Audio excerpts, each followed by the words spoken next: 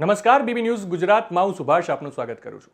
લોક સાહિત્યકાર કીર્તિદાન ગઢવીનો એક video viral થયો હતો જેમાં તેઓ સ્માર્ટ મીટરની ખોટી અફવાઓથી દૂર રહેવા અને સ્માર્ટ મીટર અપનાવવાની વાત કરી રહ્યા છે। સૌથી પહેલા તો તમે આ વિડીયો જુઓ। નમસ્કાર મિત્રો, જય માતાના જય મંગલ। હું છું આપનો દોસ્ત કીર્તિદાન ગઢવી। પીજીવીસીએલ ની મેં મુલાકાત લીધી અને મને જાણવા મળ્યું કે ગુજરાતમાં પીજીવીસીએલ દ્વારા સ્માર્ટ મીટરનું લોન્ચિંગ થઈ ગયું છે। આના વિશે અબૂધ માણસો એવી અફવા ફેલાવે છે કે તમને આમ નુકસાન થશે, આમ નુકસાન થશે, પણ એક જાગૃત નાગરિક તરીકે તમને કહું છું કે સ્માર્ટ મીટર આપણા બધા માટે આપણા હિતમાં છે। એમાં જરાય ગફલતમાં રહેશો નહીં, કોઈ પણ ખોટી અફવાઓથી દૂર રહેજો। અને સ્માર્ટ મીટર તમારા મોબાઈલથી પણ કનેક્ટ છે। મોબાઈલ સ્માર્ટ થઈ ગયો, તમે સ્માર્ટ થઈ ગયા, દુનિયા આખી સ્માર્ટ થઈ ગઈ, તો આપણું મીટર કેમ સાદું રહેવું જોઈએ? એટલા માટે તમને કરબદ્ધ પ્રાર્થના કરું છું કે તમે જાગૃત નાગરિક તરીકેની ફરજ બજાવો અને સ્માર્ટ મીટર અપનાવો, કારણ કે એનું કનેક્શન તમને તમારા સીધા મોબાઈલમાં તમને જોવા મળશે। તમે કેટલા યુનિટ વપરાયા છે, કેટલો બિલ થાય, બધો હિસાબ તમે સાચો કરી શકશો। માટે તમને કરબદ્ધ પ્રાર્થના છે કે ખોટી અફવાઓથી દૂર રહીએ અને સ્માર્ટ મીટર અપનાવીએ। ધન્યવાદ। ટૂંકમાં વાત કરીએ તો વાયરલ થયેલા વિડીયોમાં કીર્તિદાન ગઢવી કહે છે કે પીજીવીસીએલની મેં મુલાકાત લીધી અને મને જાણવા મળ્યું કે ગુજરાતમાં પીજીવીસીએલ દ્વારા સ્માર્ટ મીટરનું લોન્ચિંગ થઈ ગયું છે। આના વિશે અમુક માણસો એવી અફવા ફેલાવે છે કે તમને આમ નુકસાન થશે, તમને તેમ નુકસાન થશે, પણ એક જાગૃત નાગરિક તરીકે તમને કહું છું કે સ્માર્ટ મીટર આપણા બધા માટે આપણા હિતમાં છે। એમાં કોઈ ગફલતમાં રહેશો નહીં, કોઈ પણ ખોટી અફવાઓથી દૂર રહેજો અને સ્માર્ટ મીટર તમારા મોબાઈલથી પણ કનેક્ટ છે। તો બીજી તરફ સુરતમાં ભાજપના વરિષ્ઠ નેતા અને પૂર્વ ધારાસભ્ય ધીરુ ગજેરાનો પણ એક વિડીયો સામે આવ્યો છે। સૌપ્રથમ તો આ વિડીયો સાંભળીએ। સ્માર્ટ મીટરના ફાયદા હોય કે ન હોય એ મને ખબર નથી, પરંતુ ગુજરાતના સાહિત્ય કલાકાર કીર્તિદાનભાઈ ગઢવીનો વિડીયો ગઈકાલના દિવસમાં એક વાયરલ થયો, ત્યારે મને થયું કે આ લોક કલાકારે ગુજરાતની ભોળી પ્રજા માટે મોરબીનો કાંડ હોય, રાજકોટ કાંડ હોય, ખ્યાતિ કાંડ હોય કે સુરતની તકસીર હોય કે બરોડાની ઘટના હોય કે ગુજરાતની અસંખ્ય કુદરતી આપતી હોય કે અન્ય તેઓમાં ક્યારેક કીર્તિદાનભાઈ ગઢવી ગુજરાતની પ્રજાનો અવાજ બનાવ્યો એવું મને ખ્યાલ નથી। જેથી કરીને હું કીર્તિદાનભાઈ ગઢવીને હું વિનંતી કરું છું, પ્રજાએ તમને એક સાહિત્યકાર બનાવ્યા છે અને પ્રજાનો અવાજ બનવાને બદલે માત્ર સરકારની ભાઠાઈ કરવી એ ખરેખર અયોગ્ય મને દેખાય છે। પ્રજાનો અવાજ બનવો જોઈએ, પ્રજાની પડખે ઊભું રહેવું જોઈએ। માત્ર ને માત્ર નિર્માલ્ય થઈ અને સરકારની દલાલી કરવી મને અયોગ્ય દેખાય છે। આ વિડીયોમાં તમે સ્પષ્ટપણે સાંભળી શકો છો, તેમણે કીર્તિદાન ગઢવીની આકરા શબ્દોમાં ટીકા કરી છે અને જણાવ્યું છે કે સરકારની વાહવાહી કરવાના બદલે પ્રજાનો અવાજ બનવું જોઈએ અને પ્રજાની પડખે ઊભા રહેવું જોઈએ।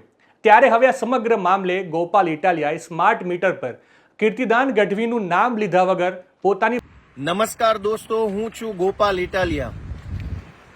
સમાજમાંથી જ્યારે આપણને માન સન્માન મળે, પદ મળે, પ્રતિષ્ઠા મળે, સમાજના દિલમાં સ્થાન મળે અને એટલું બધું માન સન્માન મળ્યા પછી પણ માણસ જ્યારે છેલ્લી કક્ષાએ જઈને બેસે ત્યારે એને સેલિબ્રિટી કહેવાય।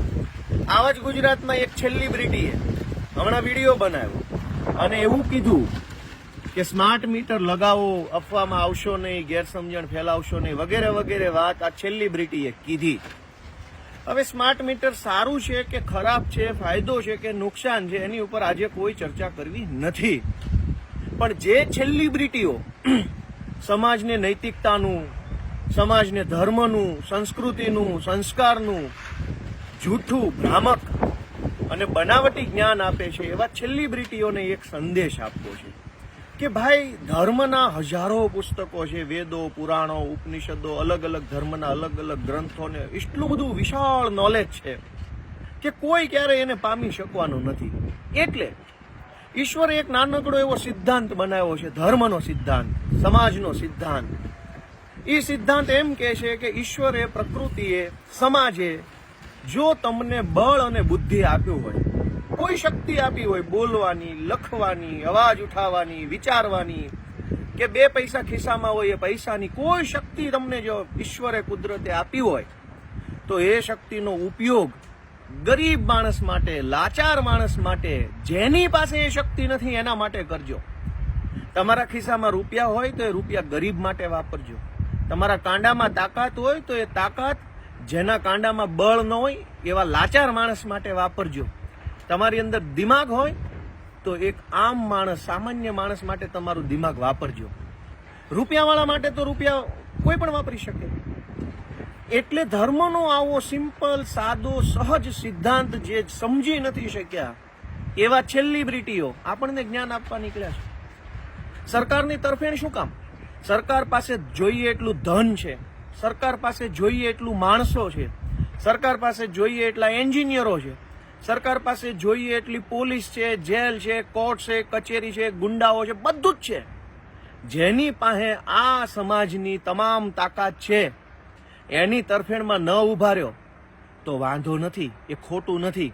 પણ જેની પાસે કશું જ નથી, ભગવાને આપેલા હાથ, પગ ને મોઢા સિવાય જેની પાસે કંઈ નથી, એવા લાચાર માણસની બાજુમાં જો તમે નથી ઉભા રહેતા તો તમે અધમ કામ કરો છો, પાપ કરો છો, અધર્મ કરો છો.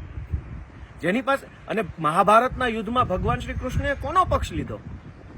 જેની પાસે અક્ષોહિણી સેના હતી, જેની પાસે ધુરંધરો હતા, ભીષ્મ જેવા, કર્ણ જેવા, જેની પાસે બાણાવળીઓ હતા શ્રેષ્ઠ, એવા કૌરવોનો પક્ષ લીધો કે જેની પાસે કશું જ નહોતું એવા પાંડવોનો પક્ષ લીધો? ઈશ્વરે શક્તિશાળીનો પક્ષ નથી લીધો, નિર્બળનો પક્ષ લીધો છે. ઈશ્વરે સત્યનો પક્ષ લીધો છે. તો સમાજ જેને માન સન્માન આપે પછી જે છેલ્લી કક્ષાએ જઈને બેસે એવા સેલિબ્રિટીઓને વિનંતી છે કે ધર્મનું કે સંસ્કૃતિનું સાચું જ્ઞાન આપવાની તો તમારી ઓકાત નથી, પણ કમસે કમ સરકારે ને અમારે શું કરવું એમાં વચ્ચે તમે ખોટા ના પડો. અમે જોઈ લઈશું સરકારનું શું છે અને અમારું શું છે. તમે તમારું એ નકલી જ્ઞાન, વાહવાહી, મોરો ચાલુ રાખો ને ભાઈ. તમે શું કામ અમને જ્ઞાન આપવા આવો? ભગવાન શ્રી કૃષ્ણએ કૌરવોનો, શક્તિશાળીઓનો, જેની પાસે સત્તા હતી, પાવર હતો, પૈસા હતા, પદ હતું, પ્રતિષ્ઠા હતો, એનો પક્ષ નથી લીધો. જેની પાસે કશું જ નહોતું એવા અર્જુનનો પક્ષ લીધો. આજ અર્જુન કોણ છે? સમાજના કરોડો ગરીબ લોકો છે એ લાચાર છે, અર્જુનની ભૂમિકામાં છે, એને સપોર્ટની જરૂર છે.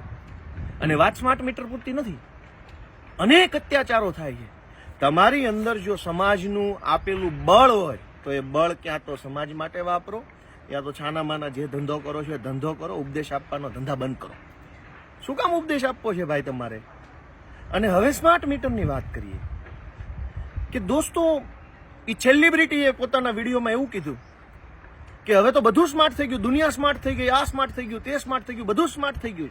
એમ સારું કહેવાય. કદાચ તમે કોઈ બીજી દુનિયામાં રહેતા હશો, અમારા જેવા લાચાર, પીડિત, દુઃખી, આમ આદમીની દુનિયા તમે જોઈ નહીં હોય, એટલે તમને એવું લાગતું હશે કે દુનિયા સ્માર્ટ થઈ ગઈ. ક્યાં સ્માર્ટ થઈ ગઈ દુનિયા? હમણાં ગુજરાતના એક ડાયરાવાળા ભાઈને તકલીફ પડી હતી, પોલીસે FIR લખવાની ના પાડી દીધી. ક્યાં છે સ્માર્ટ FIR? ઘરે બેઠા બેઠા કોમ્પ્યુટરના 4 બટન દબાવો અને મારી જે કાંઈ રજૂઆત હોય એ પોલીસ સ્ટેશનમાં પહોંચી જાય. એવું સ્માર્ટ પોલીસ સ્ટેશન જ નથી બન્યું. અને વાતો કરો છો દુનિયા સ્માર્ટ થઈ ગઈ, હવે મીટર પણ સ્માર્ટ કરી લ્યો. કઈ દુનિયામાં જીવો છો ભાઈ? મારી બધા જ સેલિબ્રિટીઓને વિનંતી છે કે સમાજે માન સન્માન, પ્રતિષ્ઠા આપ્યું છે, મજા કરો, એશ આરામ કરો, ગાડી બંગલા લઈને હરો ફરો, સારા ફોટા પાડીને ફેસબુકમાં મૂકો, બાળ બચ્ચાને સુખી કરો. પણ આ સમાજે તમને જે પ્રતિષ્ઠા આપી છે એ પ્રતિષ્ઠાનો ઉપયોગ સમાજને જ્ઞાન આપવામાં ન કરો. સમાજ એનું કૂટી લેશે. સેલિબ્રિટી બનવાની કોશિશ ન કરો. સમાજના પદ પ્રતિષ્ઠાને જીરવો. સ્માર્ટ બની ગયું છે બધું. કેવી રીતે? એક ગામડાના માણસને પૂછો, એક ખેડૂતને પૂછો કે વીજળી વિભાગની ઓફિસમાં ધક્કા કેટલા થાય છે, કેટલી અપમાનભરી પરિસ્થિતિમાંથી પસાર થવું પડે છે. એક નવું લાઇટનું કનેક્શન લેવા માટે વાવાઝોડામાં કે બીજી ત્રીજી રીતે કનેક્શન તૂટી ગયું હોય તો એનો જોઈનિંગ કરાવવાની અરજીઓ આપીને થાકી જઈએ, કામ નથી થતું. ગામની અંદર એક રોડ બનાવડાવવાનો હોય, કામ નથી થતું. હાથ જોડીને માણસ થાકી જાય છે, લાચારી કરે છે. એટલા હાથ તો કદાચ પોતાના પરિવારના વડીલોને નહીં જોડવા પડતા હોય જેટલા હાથ આપણે અધિકારીઓને જોડવા પડે. ક્યાં છે સ્માર્ટ વ્યવસ્થા? મામલતદાર ઓફિસોમાં સ્માર્ટલી કામ નથી થતું, ગ્રામ પંચાયતોમાં સ્માર્ટ કામ નથી થતું, સસ્તા અનાજની દુકાનોની અંદર લૂંટફાટ ચાલે છે, વીજળી વિભાગની અંદર ખેડૂતોને અન્યાય થઈ રહ્યો છે, નગરપાલિકાનું નામ લેવાય એવું નથી. અને સેલિબ્રિટીઓ એવા ઉપદેશ આપે છે કે દુનિયા સ્માર્ટ થઈ ગઈ. ભાઈ તમે કોઈ અલગ દુનિયામાં જીવતા હશો, તમારી દુનિયા સ્માર્ટ હશે. અમારા લાચારની પીડા ઉપર પાટા મારવાના ધંધા શું કામ કરો છો? મીટર સારું હશે તો અમે એન્જોય કરીશું, મજા કરીશું, બહુ સરસ, થેન્ક યુ.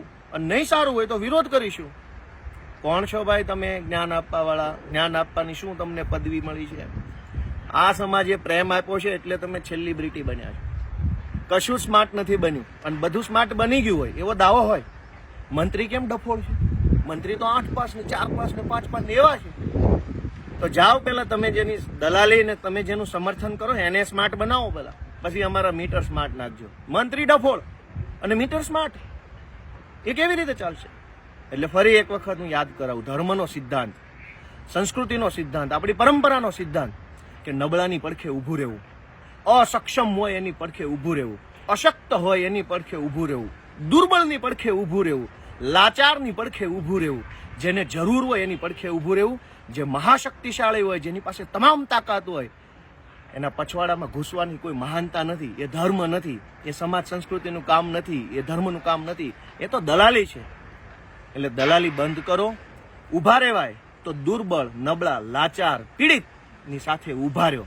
ન ઊભું રહી શકાય તો જે કાંઈ તમને મળ્યું છે એ વાપરો, મજા કરો, DSLR કેમેરાથી ફોટા પાડો, પણ ગામને ઉપદેશ આપવાનું બંધ કરો. એવી અભ્યર્થના સાથે જય જય ગરવી ગુજરાત. તમે આ બંને નેતાઓને સાંભળ્યા. ટૂંકમાં સ્માર્ટ મીટરના ફાયદા હોય કે ના હોય એ મને ખબર નથી, કેમ કે આ સરકારનો વિષય છે અને ચર્ચાનો વિષય છે. રાજનીતિ ગરમાઈ જાય, માહોલ ગરમ થઈ જાય એવા નિવેદનો આપવાથી દરેક કલાકારે અને સેલિબ્રિટીઓએ બચવું જોઈએ. અને એનું કારણ એ છે કે નેતા કોઈ પણ પાર્ટીના હોય, સત્તા પક્ષ હોય કે વિપક્ષ હોય, એ કરેલા નિવેદનોનો ફાયદો ઉપાડી પોતાના રાજકીય રોટલા શેકી જ નાખશે. આ નેતાઓ ક્યારે બોલીને ફરી જાય, ક્યારે સમાજનો ઠેકો લઈ લે, ક્યારે ઠેકો મૂકી દે, કંઈ નક્કી ના કહેવાય. એટલે શક્ય હોય ત્યાં સુધી રાજનીતિક બાબતોથી કલાકારો દૂર રહે, એમાં જ એમની ભલાઈ છે. નવા સમાચાર, નવી અપડેટ સાથે ફરી મળીશું. ત્યાં સુધી મને રજા આપશો. નમસ્કાર.